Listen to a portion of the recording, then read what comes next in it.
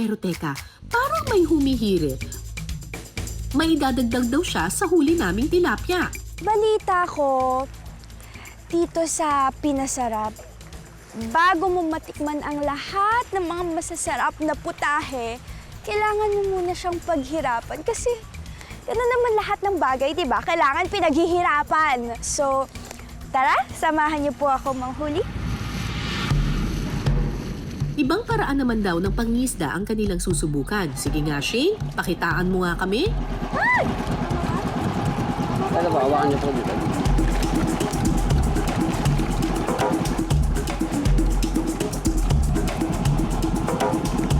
Mahirap! Ang hirap! Yan pala.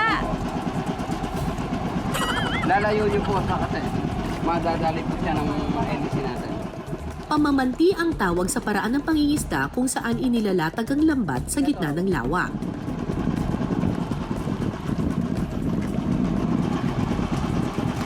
Ano ba, kuya? Ang hirap pala niya. Nakala ko madali lang. Akala ko tapon-tapon ka lang ng ganun. Ang hirap pala niya pag ikaw na yung gumawa. Pagkatapos malatag ang lambat, gagamit ng burujok o pambugaw para mabulabog ang mga isda sa ilalim at pumasok sila sa net.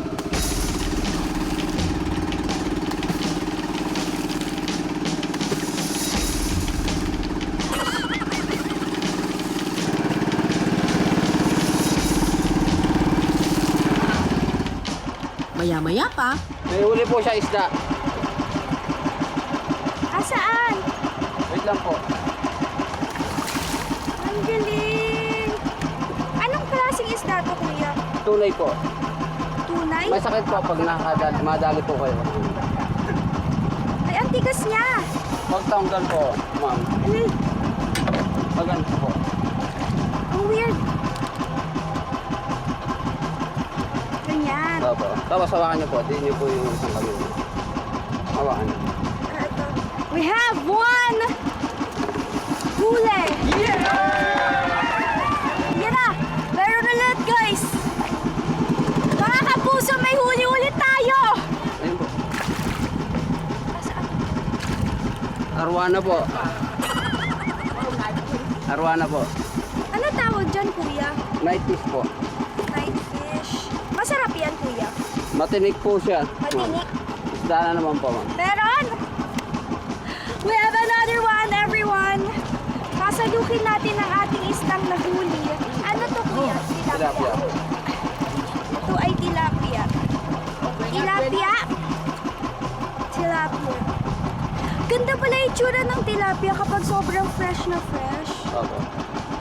Kailangan daw, guys, dahan-dahan yung pagtanggal kasi kapag daw nasira yung form ng isda, medyo nababawasan daw yung value niya. award! Abay, may nahuli nga kayong mga tilapia. Dahil dyan, Shane, deserve mo ng reward. Ang mga nahuling tilapia, perfect daw gawing bistek. Ma'am Christina, ano po bang una-una po natin gagawin sa bistek na tilapia? Ipiprito muna natin yung tilapia. Titimplahan muna ng asin at seasoning ang nalinisang tilapia. At saka ito ipiprito sa mantika hanggang maging golden brown.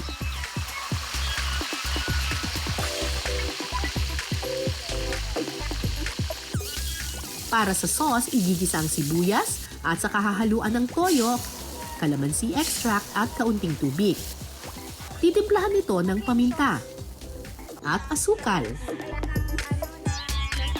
Perfect na siya. So, yun na po yun. Tapos ilalagay na lang. siya kasimple. Pagkatapos, ibuhos na ang sauce sa ibabaw ng pritong tilapia. Sarap. Luto na ang bistek na tilapia ni Ma'am Christina. Sarap.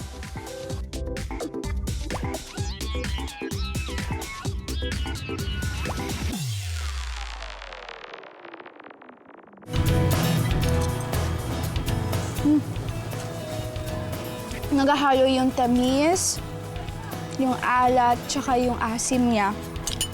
Which is, balance lang lahat. So, perfect talaga. Approve. Masarap na masarap.